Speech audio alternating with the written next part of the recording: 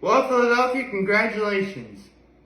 You've proven that when you do, in fact, pay the officials, anything becomes possible.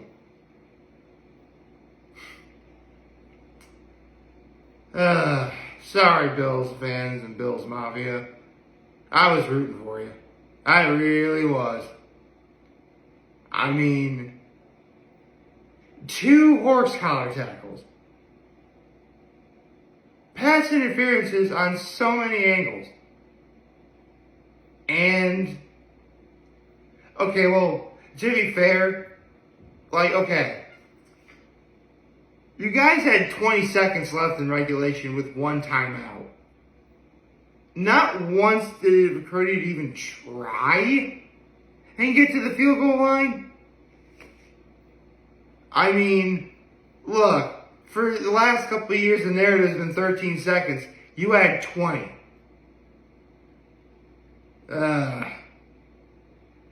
Yeah, so if you can't already tell, my low is the fact that the Eagles won. Oh, yeah, the Eagles, great. Just perfect. I mean, now I'm starting to wonder how the Jets actually beat them. Like, now I'm really wondering. I mean, yeah, the Jets are clearly out. How did they beat the Eagles? Like, how did they wind up beating the Eagles? Like, and on top of all that, yeah, I'm tired. Well, at least it's Monday, so, Starbucks run today. Although, it was funny, it was raining when I left my folks' place last night because I watched the game there. And it started raining. I'm like, even the heavens are weeping for the Bills. Well, I got to be with my family yesterday. I got to see my dad. And even though the refs are clearly on the payroll in Philadelphia, it was still a good game. Oh, boy. And, my act of kindness was I helped set up and clear the table for dinner.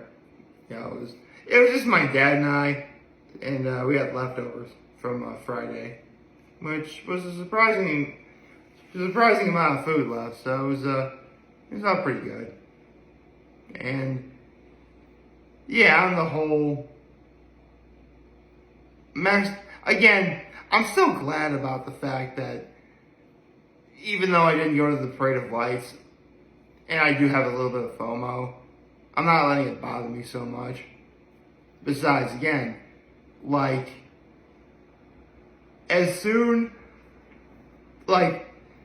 honestly, I think it's God telling me, listen, just, take it easy for a few days, and when we get to literally December 1st, we're going to be hitting the ground running.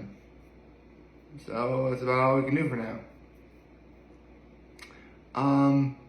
But let's go over all my NFL picks and make my pick for the day. Which, starting with, I was 3-1 going into the day. So let's see, I was right about the Colts. That's 4-1. Right about the Giants. Hey, well, even a broken clock is right more than once a day. So it's 5-1. Right about the Steelers, so 6-1. Right about the Titans, 7-1. Right about the Jaguars, 8-1. Right about the Falcons, 8-2. Okay. Right about the Rams, 9-2. Wrong about the Broncos, 9-3. And wrong about the Eagles, 9-4. Right about the Chiefs, 10-4. And right about the Ravens, 11-4. So I'm 11-4 going into tonight's game, which is the Bears and the Vikings. Oh yeah, I'm picking the Vikings. I am picking the Vikings to win that game. So yeah, that's my NFL pick for the day. But we have a new One Piece manga chapter. So let's get started with that. Okay. Hopefully Oda's getting a lot better and, what happened before the break, doesn't happen again. For those of you guys who are wondering, chapter 1098, had a few unfinished panels. I mean, it got corrected, and it's going to get corrected even further when they release it in volumes. But, people are starting to get a little worried. Like, they were worried about chapter 1097 being too short, only 13 pages. And the unfinished panels in chapter 1098. So, hopefully, we have a few things that are better. And hey, look! We don't have a break.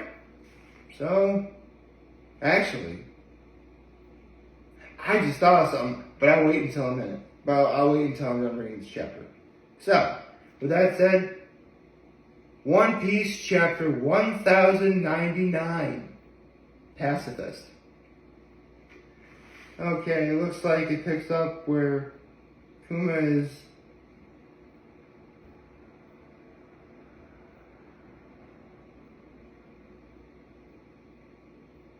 Okay. Oh. The Bakori Kingdom is doing what the Goa Kingdom did where Luffy's from. To appease the celestial dragons and make them a more prosperous nation, they Goa Kingdom destroyed Great Terminal by burning it down. And King Bakori here is doing the exact same thing.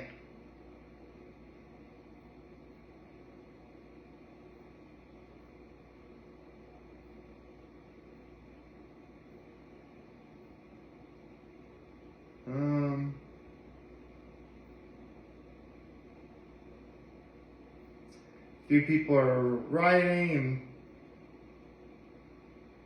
obviously they're getting shot if they try and resist.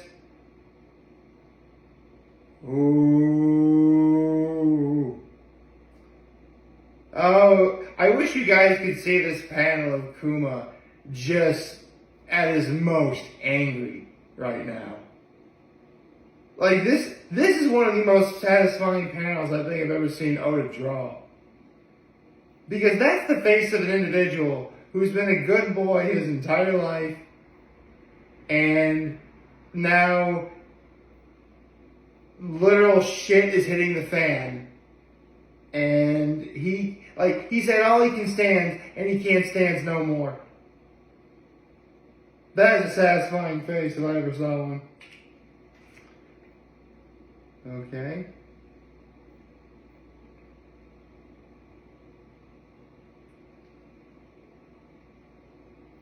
And Kuma, being the boss that he is, completely soloed the entire Sorbet Kingdom. The incident would be also known as the Solo Revolution. Nice. Okay.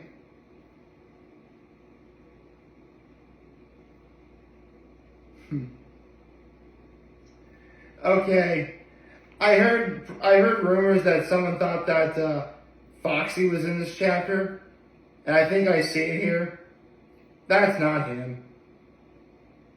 It'd be kind of funny if it was, though. Let's see.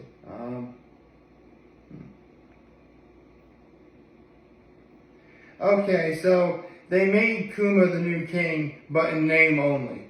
Smart. Because at the end of the day, Bartholomew Kuma, he's a very simple man. So, looks like King Bulldog is taking the throne instead. Alright.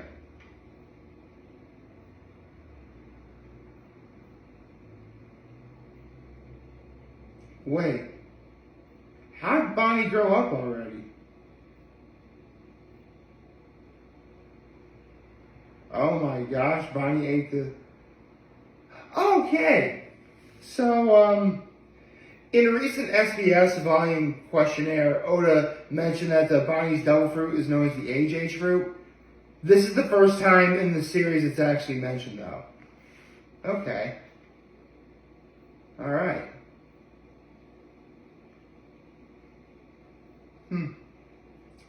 Okay, so get this.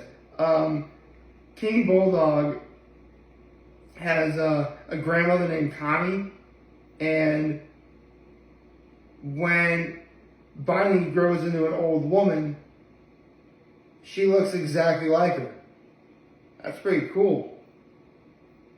Okay, looks like Kuma's trying to leave and find a cure for Bonnie. Alright, let's see.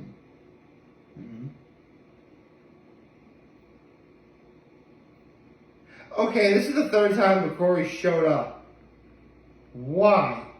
Like, how many lives does this guy have? Seriously. How many lives does McCory have? Well, Kuma's wanted poster, but we don't get a bounty number. Let's see.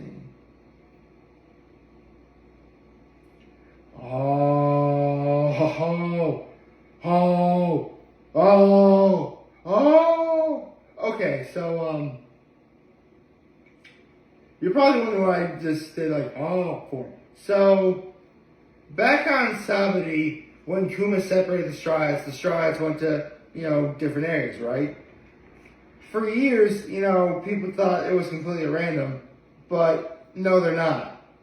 Because every single place that the Straw Hats went to when they were separated, Kuma's been to before. And this is when he's been to them before. Wow, it's got everything. Where Zoro landed. Where? Hey, Abdullah and the other guy. I forget where. I forget who it is, but they're there too. Okay.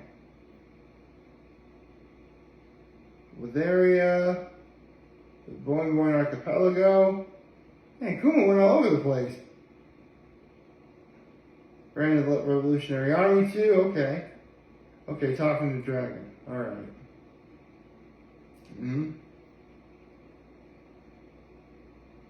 Okay.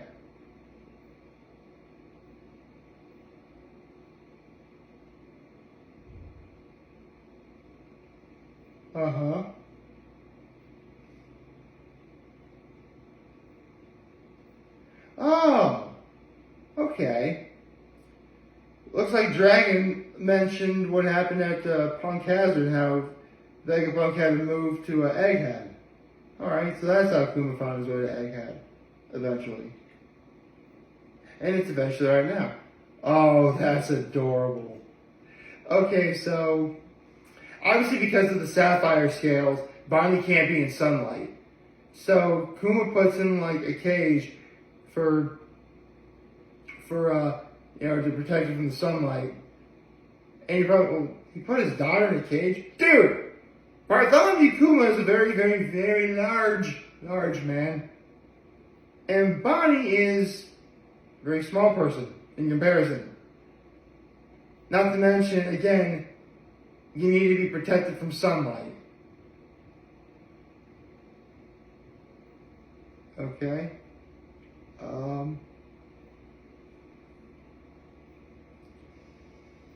Okay, so it looks like the way,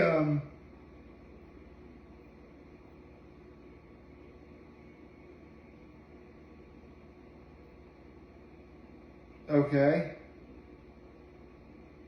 Oh, okay, so it looks like the cure for Bonnie is going to be stem cells.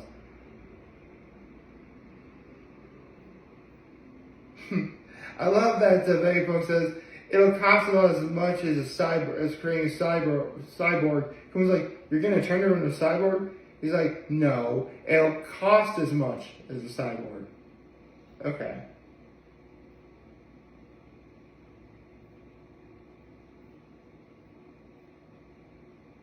Okay.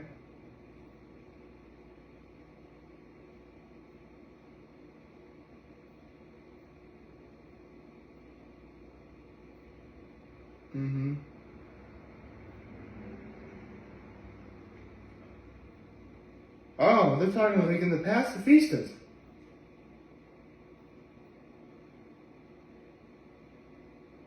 Oh. That's actually really Oh.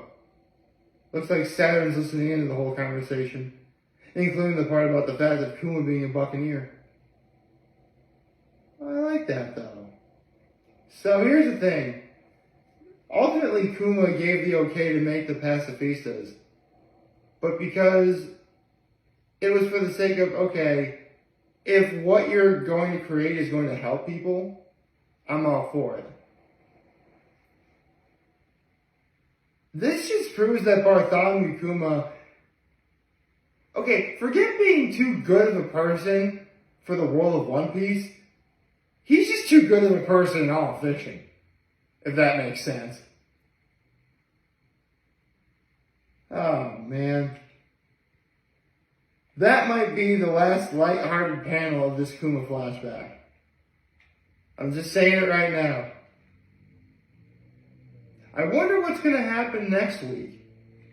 Because, let me put this down real fast. Next week's going to be a very special chapter. Chapter 1100. Yep. First set of 100 chapters down since chapter 1000, which, man, that seems quite a long time ago, doesn't it? I mean, I remember reading chapter 1000 during the State of My Being address on day 1100. It's now 2157. So, needless to say, we've come a long way. And before I wrap this up, let me talk about Rick and Morty and the return of... Actually, is the title of this video going to be long enough to include Aqua Teen Hunger Force? Well, I'll just say this for Rick and Morty. Quado. That's the one word that I take away from this episode. But it was good. It was a lot of fun. And I laughed my head off when I first, literally the end of the cold opening made me laugh my head off. This was a good episode. I don't want to give away what happens, but it was funny. And I stayed up a little later than I normally would on Sunday night, but come on, I had to see Aqua Teen Hunger Force again. Man, I missed Aqua Teen Hunger Force. I miss Master Shake. I miss Frylock. I miss Meatwad. I miss Carl. Carl's back. I'm like, Carl. Yeah, Carl. Oh, man. Oh, it was great watching Aqua Teen Hunger Force again. Okay.